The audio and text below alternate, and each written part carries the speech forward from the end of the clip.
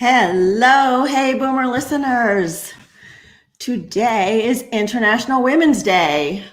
I suspect most of you knew that, but did you know that the first gathering for International Women's Day was in 1911? And the point of International Women's Day is to celebrate the achievements of women socially, economically, culturally, and politically.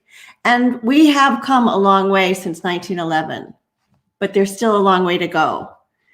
Did you know that about 33,000 girls a day are forced into child marriages? And that about 132 million girls still cannot attend school? So the theme for International Women's Day is choose to challenge. Challenge the biases that you see around you, the gender biases, the political biases, the racial biases. If we speak up, we can make change. And it says a challenged world is an alert world, and from challenge comes change. So choose to challenge. Our guest today certainly challenged himself with his circumnavigation of the globe in a 50-foot sailboat. And from his personal challenges during his journey, he learned life lessons about love, about his own resilience, and about the way he views life. He told me that his life really has two sides to it: his life before his trip and his life after his trip. And so from challenge comes change. And we're going to hear about how this circumnavigation of the globe affected Larry's life. I want to tell you that Hey Boomer is planning a spring event. Super excited about this. If you saw our show on forest bathing, which is really being mindfully in nature, we are going to take up to 15 people forest bathing in May. Our date is May 4th with a rain date of May 11th. Look this week for information on the Facebook page so that you can sign up and register to come with us for this amazing experience. And if you would like to receive the Monday morning email with the links to the show, and I know it was a little late this morning, I don't know what happened there, but you will get an email from me on Monday morning with a link to the show on Facebook, YouTube, and LinkedIn, so you can choose to watch from wherever you happen to be. You'll also get a second email with a link to my blog for that week. So go ahead and drop me a notice at wendy@heyboomer.biz, or you can go to the website and simply subscribe. And as usual, I'm going to say comment, comment, comment. Say hi. Hi, Susan. Hi, Anne. Hi, David. This is great having all of you here, and we love to see you, and we love to have your questions. It makes the conversation so much more interesting. And Larry is certainly interesting on his own. So let me bring you in and say, hey, Larry. Hey, Boomer. How are you doing? I'm great. How are you? Doing good. It is Monday morning. I don't know where you got this idea that it should be on Monday mornings. Well, it's Monday morning in California. See, out here on the East Coast, we're already after lunch. That's true. Okay, I'll give you that. And it depends on where you happen to be on the globe, Larry, what time it is. So, but I'm glad you got up for us. Thank you. Absolutely. It was my watch. It was your watch. There you go. So let me tell them about you, okay? Larry had a dream since he was young, to sail around the world. He had a successful career as the CEO of a travel incentive company, or an incentive travel company, and he sold that business to live out his dream. So he transitioned from a CEO to a sailor, and he traveled for 6 years to circumnavigate the globe. And of course, I'm sure we are all curious about 6 years. But he wrote a book, and I have to tell you, in fact, I emailed you a couple of times, Larry, as I was reading this book, because it is so well written. I loved this book. It's written from his journals. It's written from emails that he sent back and forth to his people back home. It's written from the captain's log and different notes. I mean, it will keep you engrossed. Y'all should get this book. It's a really great book. But anyway, totally agree with you. Yeah, it's a great book. End it right there. But you won awards with this book too. Yeah, it won 6 literary awards, actually. That's including fantastic. 2 Ben Franklin Awards, which is like the highest prestige in independent publishing. Yeah. Wow. Yeah. Wow. And my mother liked it. Which is always, they're their toughest critic, right? Exactly. So then you wrote a children's book based on the same thing, right? I don't have a copy of that, but you do. And it's called Let's Go. So that's for kids who want to set out on a dream and what they can learn. It's kind of a middle reader, like 8 to 12 years old, and that kind of a thing. And it has, the pictures are in black and white in the book, but on Kindle, they're in color. So if you order the book, you get the Kindle version for free, so you can see them in color. Nice. Yeah. And some of the pictures in this book are fabulous too. So yeah. And then let's see, you have a book called Navigating Entrepreneurship. I do. Yes. I wrote that a couple of years ago, and actually I wrote it as a CD set. Ah. And then it got picked up by Business Experts Press, and they published it, and now it's used in colleges, business schools, and at colleges and universities. Brilliant to tie it all together to navigating. So, the beginning of the book talks about how you go about getting ready. You had to find the right boat. It happened to be in Florida, and you had to get it to California, and then it needed all this work. And finally, you were ready to go. Yes, in the fall of 2001. 2001, sailing out under the bridge in San Francisco. Just after 9/11 happened. Really? Wow. Yeah. Wow. Made it kind of extra scary. Yeah, I bet. And so after all that work, and you start heading down the coast of California, and you have engine problems. What did that do to your head? Like right at the beginning of this trip? It was, it really messed with my head a lot. It's a really good question. Because, here you have everything ready to go, and you're all set, and you get out there, and you can't get your engine restarted. We had to get towed into a port, and I was devastated. And we had the mechanic come down. He couldn't find anything wrong. And then it happened again in Long Beach. We had another mechanic come down, and he couldn't find anything wrong. Went to San Diego, had the same issue, all the way until we got to New Zealand. And the first mechanic in New Zealand who came aboard, he looks at it and he goes, "Oh, I know what your problem is." Just really? But you had to keep figuring it out. I mean, you had to go. You had to get the engine running. Yeah. Well, it was a problem with starting. And it turns out that if we kept it started on a regular basis, it would work because it had a water backflow. So you wanted to get the water out. And when you let it set for a while, the water gets in there and it won't start. Anyway, right, so, yeah, I know that's a little more technical than what we want to get into, right? But I had no idea about anything technical like that when I left.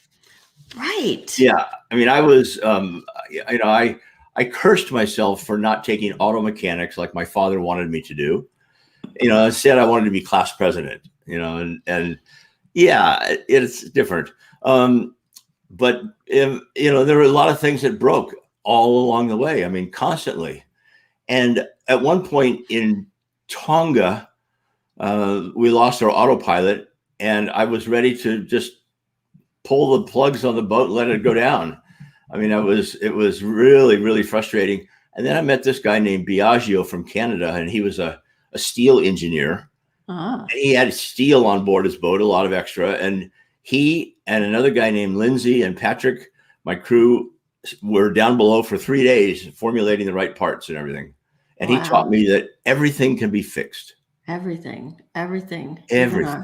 Yeah. So Thelma says, who are the we? Who was your crew? That kept changing. Yeah, but who was your crew? So, it was my dream to sail around the world. And it's pretty hard to meet, only about 60 people a year complete a circumnavigation. Wow. So that means that not many people are really in the market for it, really want to do it. That's probably because they're not as crazy as I am. Anyway, my main crew was Ken, who started out as a crew. And then and I had known him for years before that. We had sailed together. And then we became partners during the trip.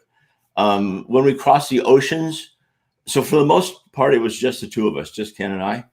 And when we crossed the oceans, the Pacific, the Atlantic, and the Indian, we took other crew with us. We took 2 more people. When we crossed the Pacific, we took 3 more. So there were 5. And that's just to help with sleep, going across the ocean. Staying on watch. Right. Yeah. But for the most part, it was Ken and I. And we became like a well-oiled machine. I mean, operating a 50-foot boat out in the middle of the ocean is no easy task, actually, for 2 people. I bet, especially in rough seas. So you learned that sailing was more than just like cruising around in San Francisco Harbor. Well, sailing is sailing is worrying about 2 things. It's worrying about the weather and fixing what's broken on your boat. Mm-hmm. And it's also 30 days pretty much of pure boredom, followed by 30 minutes of sheer terror. That happens every once in a while, and you never know when it's going to come. Wow. So what keeps you going? I mean, there's got to be a lot of joy to it, I would hope. Well, in general, our long-term dreams drive us through short-term obstacles. And so if you maintain, your passion for wanting to do something, it really doesn't matter what stands in your way. You just keep going. And I wanted to do this. I really did. There were a couple of points when I was really, really low, really frustrated. I remember at one point in Singapore, telephoning my mother to chat with her. And in the conversation, I said, I just don't know if I can continue. It's just so difficult. And she gave me a lecture on the phone while I was in Singapore saying, oh, no, you don't. She says, you wanted to go. Now you finish it. You started this. Yeah. Yeah. Well, you do pick up some of that in the book, some of the excitement and the love, and then some of the terror. So what were some of the scariest times that you had? Oh, boy. You want to know the scariest? What was the scariest? Scariest one time, and probably the scariest day of my life, was the day we sailed out the Golden Gate. Really? That was the scariest? Yeah. I mean, I was leaving everything behind, and I was sailing away, and I really did not have the experience to be captain of a boat with 5 people on board going across the Pacific. And I just thought, well, I don't know what's going to happen, but I remember saying to myself, well, if you're going to be captain, you better start acting like one. Yeah, it was. But anyway, there were other what did moments. That mean, Larry? How did you start acting like a captain? Taking charge, but also I began, I think, my journey of learning about leadership and learning that leadership is not being the boss. Being captain is not the boss unless it's a one emergency when it's really, you have to make a decision. But I tried to incorporate my crew in decisions and make us a team, whether we were 2 or whether we were 5. But and yet, sorry, go ahead. No, and yet I've heard you as the captain. I've heard you on some other podcasts where you take complete responsibility for things that happened on that ship. Totally. Oh, There's yeah, and that's where it is like a lot like leadership. Leadership is what I like to the way I look at leadership is it is taking credit for when things go wrong and giving the credit when things go right. So, always praising the crew when they did good things, and when something went wrong, it was my fault. And also the captain, I assigned myself 2 jobs that nobody else really wanted to do. One was going up the mast to work on the rigging, and I liked it, and nobody else wanted to do it. And the second thing is cleaning out the pipes of the toilets. Yeah, I wouldn't want to do that either. But as a leader, you show that you will do any of the jobs, so they have to do their job. Yeah. But you had some pretty scary storms, like the Red Sea and going into Australia. And well, I would say that after leaving the Golden Gate, the next scariest time was in the Red Sea. And we got caught in a storm that the winds built to 60 knots and blew steady for 24 hours. And they built the seas up to this enormous state. They were 30 feet tall. wow. And I know they were 30 feet. And we because we measured them. We were down in the trough in between waves. And you look up and you see where they were on the mast. They were at least 30 feet up the mast. Wow. And they were steep. They were like super steep, steeper than I've ever seen before. And they were coming really, really fast. And it was just the boat would go up to the wave and then just slam down into the trough below, and it would shake and it would shudder. And, it was scary. And was it just you and Ken then? It was myself, it was Ken, and another crew we had on board named CJ, who was just there temporarily for about 10 days. I bet he was happy about that. He was new to it. Well, it was so funny because as the winds were building, 20 knots, 25, 30, and Ken looks over at me, and he and I knew what were happening, what was happening. He says, "The storm's coming early, isn't it?" And I'm like, "Yeah, it is." And CJ says, "Oh boy, I always wanted to be out in a big storm." Oh no. Ken's like, no, the wind gods will hear you. And I blame CJ for the whole thing. Yeah, right.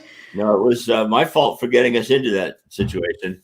I remember looking over at the 2 of them once, and their eyes were just wide as saucers as they're looking at these waves, and it was, they were scared. I was terrified. I think maybe I knew more about what could potentially go wrong, maybe than they did. And it was scary. Yeah, but we made it. Here we are. So June says, do you think it was a good thing that you chose to learn as you went along? Well, thank you for the question. It's a good one. When I say I didn't have the experience, I was an experienced sailor. I've been sailing since I was 13. And I had crossed the Pacific Ocean as a crew on another boat in college.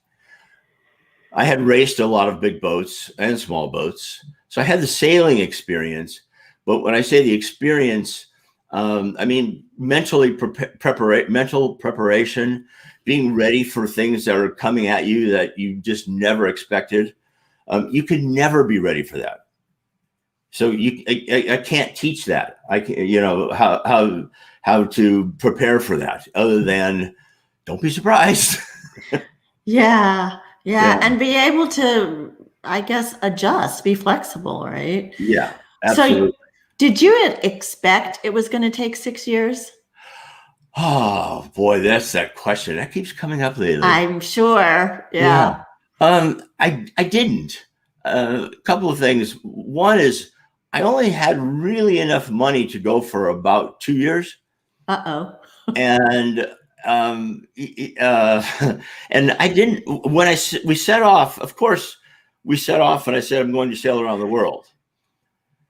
But it turns out that to get around the world in 2 years, it's really, really hard. The people who sail their boats around the world in a few months in the races, that's a whole different thing. Mm. I wanted to go explore the world and see the world and live in these places. And 6 years, it turns out, was a decent amount of time. We could have stretched it out more even. But anyway, I ended up selling my half of the house that I owned in Berkeley, and that financed the rest of the trip. Mm. So Bob says, good preparation pays dividends. It sounds like Larry did have enough homework to get through challenging times. So what do you think? I mean, I did. I before we left, I ran the crew through training drills and, learning to reef the sails, which is to shorten the sails so they're less horsepower in a storm. And, one of the things that I say about in leadership is training your crew to change sails in the midst of a storm is not good leadership. You need to do it beforehand. We got to know the boat as well as we could. Sailed south to Mexico first, to Puerto Vallarta, and that was kind of our shakedown cruise. Broke enough things that we could realize that we'd better learn to fix things. Yeah. So Larry, you had an all-gay crew, and go ahead. Well, part of the time. Oh, right. That's right. You had a couple of couples join you. Yes. But during the time where I was going with this was during the time that you were in the Middle Eastern countries. I was reading and I'm thinking, how did you navigate being in those Middle Eastern countries with an all-gay crew? That had to be a little scary. Yeah. Don't forget Jewish for the captain anyway. All right. Well, when we got into the Gulf of Aden, which is right by Oman and Yemen, and that's where Pirate Alley begins. It's 300 miles of the scariest waters anywhere because of pirates. We took down the rainbow flag. We had it up the whole time, but we took it down for that area. We took down the American flag as well, even though it said on the side of the boat, San Francisco. And we just didn't, we were very, we weren't trying to force the issue. I recognize that there are different beliefs in different parts of the world, and you can't try to change everybody. And while I think there should be complete and total tolerance of gay people, that wasn't the time for me to convince everybody in the Middle East that that this was the thing to do. So we went up the Red Sea, and then when we popped out the Suez Canal into the Med, and that was after going to Oman, Yemen, Eritrea, Sudan, and Egypt. We came out of the top of the Suez Canal and we turned right and headed for Tel Aviv and put the rainbow flag back up. When we got to Tel Aviv, to Ashkelon, within about, I think the first day, this woman comes walking along the dock and she points to the rainbow flag and she says, "Me too." Really? Yeah. And that was my friend Iris and in Tel Aviv. And we've been friends with her and her partner Neva for years now. That's great. I was wondering about that. Like all the people that you met on this trip and that actually crewed with you for some of the time, are you still in touch with some of them? Yes, all of them. Really? Yeah, absolutely. I have left a trail of friends all over the world, and some of them are very close and very good friends. And it's really great. It changes your whole picture of the world. Oh, I bet. Yeah. Yeah. So is it something you'd want to do again? Circumnavigate the globe? I'm going to use Ken's line here. Okay. When he's asked that question, he says, "If I hadn't done it." But doing it again, I don't think so. It's a pretty exclusive club, though. It is. It is. But I'm doing it again. No, I don't think so. I mean, I've pretty much visited. I think we went to all the countries we wanted to, and that was 40. That was a good number. Did you have a favorite, or is there any place you want to go back to? Well, my heart is in New Zealand. but I lived in New Zealand for 2 years in 1977 and 78. And then when we went back to New Zealand, I saw my old friends there, and I met new friends, and I feel very at home there. And it's beautiful. It's doesn't have it's not like Italy for food, for example. No gelato. So it depends what you're looking for, Yeah. So, Donna, good question. Have you met others who have circumnavigated the globe that were not on your crew? Other people? Other sailors that have. Absolutely. Well, first of all, while you're doing it, there's what happens is, because the boats you're following the weather basically, and you're going across the Pacific, for example, you're going island to island to island, and the same boats are on the same schedule now, and so you're spending a week here with them, and then you go on, and a couple of those boats continued all the way around, and we're still friends with those people. Yeah. It's a pretty exclusive club. Now, you learned about love and relationships on a very small boat. What were some of the positives and challenges of that? Well, Ken and I were together for 6 years on the boat, and we count on a boat each year is a dog year.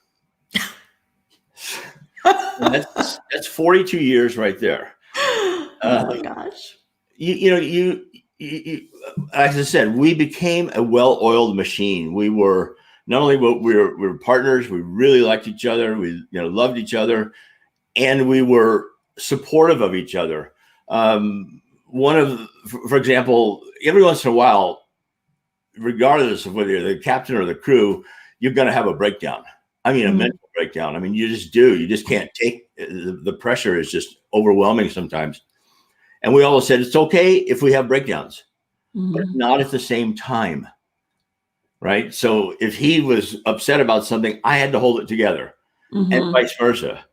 You learn everything about that person. You know them so well. And we learned that in spite of even some differences, how to get along, because you don't have any choice.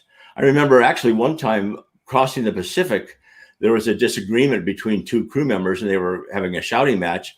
I put them both into my cabin, closed the door, and I said, "Don't come out until you're friends again." And I mean, that's, and it worked. It did work. Oh yeah. Yeah. Where are they going to go? Well, it could have been a long time in your cabin. Yeah. But what about once you got into a harbor? Did you guys take some time to yourselves? Oh, you mean apart from each other? Yeah. Rarely. Really? Yeah. I mean, you're talking about Ken and I, and we were pretty much together the whole time. I mean, I think, yeah, we were in sync. We really were. We spent a lot of time in ports, but most of that time was spent fixing gear and planning the next, voyage and that.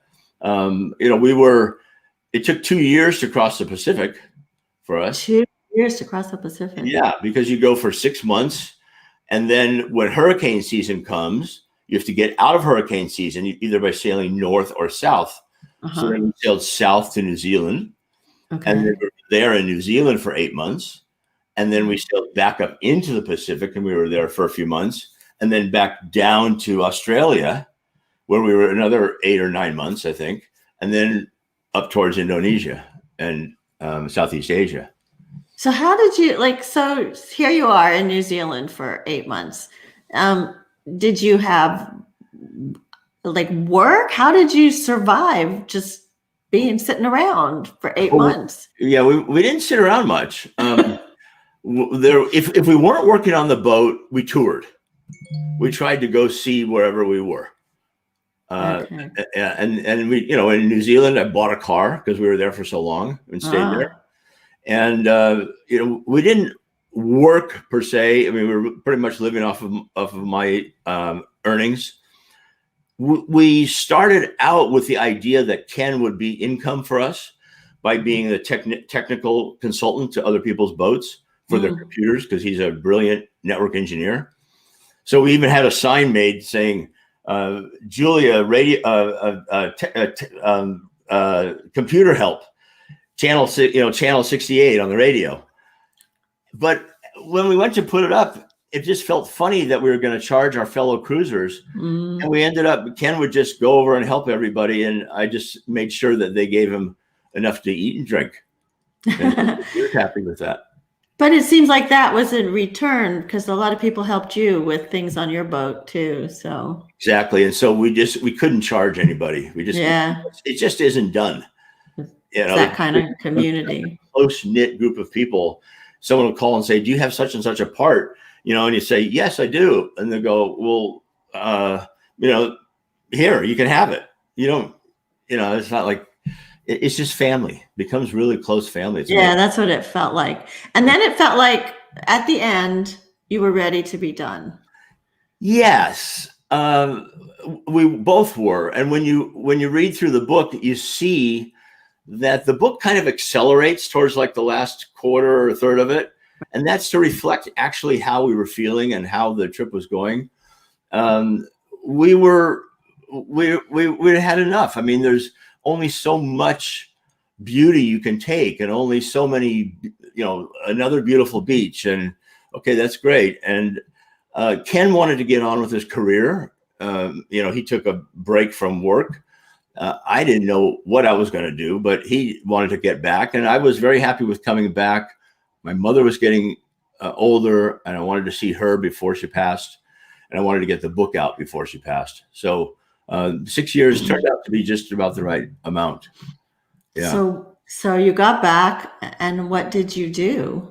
What have you been doing since when did you get back? I kneeled down, and as is customary, I kissed the dock. and I said, everything is for sale. So you sold the boat right away? I sold it that year in 2007, which was very lucky because nobody was buying boats at that time because of the crash. And, we didn't know. We sailed right back into the crash. We didn't know what was going on. Yeah.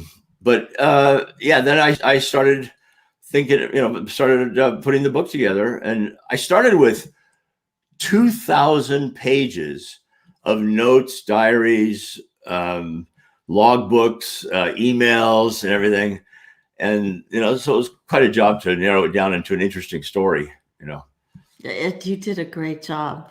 Thank you. Yeah. I think what makes it different, what makes it stand out from other sailing books is, while there's, information and descriptions of beautiful places in the book, it is more a deep dive into my head and into Ken's head and into, how we're all feeling about doing this. And I think that's what makes it interesting. I think so too. And so that leads me into that final question of, you were searching for something when you left. Besides just, I have this dream of traveling around the world. You were searching for something. And so the question is, what did you find on this 6-year journey? Well, I was, boy. Good I question. know. Had to hit you with the hard one. In Bali. The main thing is I wanted to fulfill my dream. My dream of sailing around the world. And that, I think what that gave me, I didn't really know what I was looking for, but what it gave me was an incredible sense of achievement and confidence that I can do anything, and that anybody can really do anything, because I don't really think I'm more special than anybody else. I realized how to do it. I mean, how that you have to have, persistence and passion, and, and tenacity, and you've got to stick with your course and stick with your dream and all that. I don't know. I was looking to live large, to make this achievement, and I got it. I did it. I mean, it's when we sailed back underneath the Golden Gate Bridge, after the day that we had announced that we were coming back in. I mean, even Ken cried as we went under the bridge. and he didn't cry for anything. No, you're the sensitive one. I'm the sensitive one, yeah, but we cried. And I know I haven't made you cry yet. No Barbara No, Walters I know that moment. was close right there. It's you're not being cold and being Teflon. I can do it. No. Tell us about love, Larry. You had this idea that you shared with me when we talked last week about the importance of love. My viewpoint is now that the trip is over and I see the value of friendship and of love is above everything else. There's nothing more important. And I think I realized that when Ken left in Tahiti, and I was just devastated for months and months. And we got to New Zealand, and he, as you know from the book, he came back, and there was this, very emotional passage, which if I read it to you right now, I'd break into tears. I couldn't, but you realize that love is it's more than just kind of like loving the person. It's a support of people. And I realized how much I like people, and I like being social, and I like being around my friends, and that's more important than anything else to me. Mm-hmm.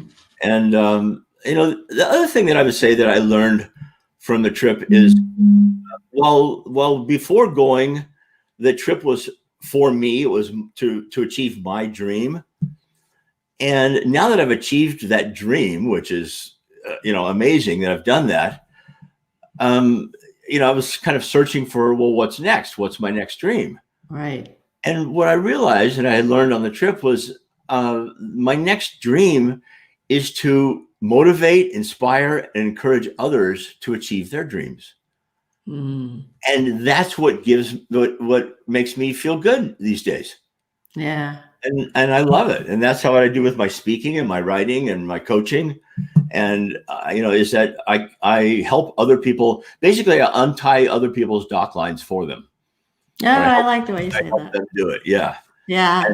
And that, not just to go sailing, but, I get about an email. Still an email every couple of weeks from some reader around the world saying, thank you for writing that book. Because of that book, I now have ... And I've had things like saying, I divorced my husband and I started my own business. We went sailing and sailed away. I mean, all kinds of things. And it's just that I'm trying to inspire people to know that they can achieve whatever they dream of. It's hard sometimes. You have to do it. Is. Yeah, it is. And we have somebody that says, you sound like last week's guest, who also said, you can do anything. Oh, well, okay. No, which is good. Sound like last week's guest. No, you sound, but you have that sensitive side of you that I don't think we saw in him. But and Doris says, I'm wondering how many people even allow themselves to have a dream. And I have to go. I want to comment on that, because when I was raising kids as a single mom, I did not allow myself to dream, because I had to stay focused on raising the kids, earning a living. But now, I mean, to hear stories like yours, to do some of what I'm doing, I mean, to have a dream it's scary, but it's so important. Because it drives you. I will say that sailing around the world is the hardest thing I've ever done, but it's also the easiest thing I've ever done. The reason it was easy is that I only had one thing to do. Just one focus: get the boat around the world. That was the focus, and everything led up to that. That was the top priority. Now that I'm home and I have other options, well, it's more difficult, because you have to divide your time and your thinking, and I'm trying to live a more balanced life than I did on the boat, which is just get the boat around the world. Yeah. But I think that one of the things I discovered is that you don't have to sail around the world to follow your dream, to live with a life filled with passion. or to pursue adventure. All of those things can be done right here in your own backyard. And what I was, I think, searching for was meaning, purpose, achievement, and all that was right inside of me the whole time. I just didn't know. I just didn't see it. You just had to take that journey to see it. Yeah, it was an expensive way to learn that. Yeah. But that's important, Larry, because it is inside of us. We take ourselves wherever we go, don't we? Absolutely. Absolutely. And it's just the experiences that taught me those things. You know, the people that we met who were the friendliest and the most generous in the world were the poorest. It's just amazing things that you learn by stepping out of your comfort zone. Yeah. And I think that, you know, what's the number one obstacle to achieving our dreams? Our own fear. And to the person who asked, you know, that saying about it, you know, asking about dreams, well, it's the good things that we already have in our lives. It's our status quo. It's our comfort zone. And when we're in that zone, we tend not to try to break out of it and try not to have that dream, because that would just disrupt everything. Yeah. Which it does. It certainly did for you, didn't it? Yeah. Yeah. That's okay. I wouldn't trade it for anything. Yeah. And so you're working on a new book now, right? I am. Actually. Do you want to tell us? Two. Yeah, at the same time. I don't know what got into me. But it's COVID. You're isolated. So. Yeah, right. The first one is a book about it's observations of life and a kind of wisdom type sayings that I've made up over the years. Some friends call them Larryisms. But they're all mine except for one, which is my mother's. Yeah, and it's the most important of all. And she said, accept or reject, don't tolerate. Ooh. Yeah. That's a good one. That too. Yeah. It's everywhere. Okay, so the accept or reject, don't tolerate. Okay. And I learned to live by that, and it really makes a difference in my life. Yeah. The second book I'm writing is it's a fiction novel based on truth in society, of what's going on in our society. And it's about an aging gay man who is running out of money, and his Social Security does not cut it to support him. And he's got a few things happening to his body, and he's realizing that he's going to run out of money pretty soon. And he's also getting sick, and then who's going to take care of him? And he's going to go into a nursing home, and what's he going to do? And so he decides that if his money is going to last 3 years, he'll stretch it to 5. And in 5 years, he'll check out on his own by doing it himself. Yes. Yeah. And it's a story of it's his discussions with friends, and about the pros and cons of why he should do that, and the lack of social support in our society for seniors, and how ageism is so prevalent in job hunts. And so he decides that he's going to do it in 5 years. And a week before he's supposed to do it, he has a party to say goodbye to his friends. And so he's had all these discussions and everything, and you're just reading it through, and you just, oh, well, goodbye, Bernie. I guess he's going to go. And then at the party, something happens. Oh, boy. I want to read that. Yeah. And it's going to be a telling statement about ageism in America, and about the extra challenges of being gay and growing old while you're single and no kids and everything. And I'm hoping that it's going to be a hit. Will you let us know when it's available so I can put it on the Hey Boomer page? Absolutely. Absolutely. That would be awesome. Yeah, that's going to be good. I'm an author should never say this, but I'm hoping to publish by the fall. Okay. But that could have just jinxed the whole thing, I mean. Yeah, we'll be looking forward to that. Please let me know, and I will share it out with It's going to be called Gay and Gray. Gay and Gray. There you go. Just like me. Sounds good. Several people are commenting that your mother was great comment. Accept or reject, don't tolerate. Yeah, she was a great lady. She taught me a lot about that, about tenacity, about finishing things. And she was a brilliant woman and very motivating and inspiring.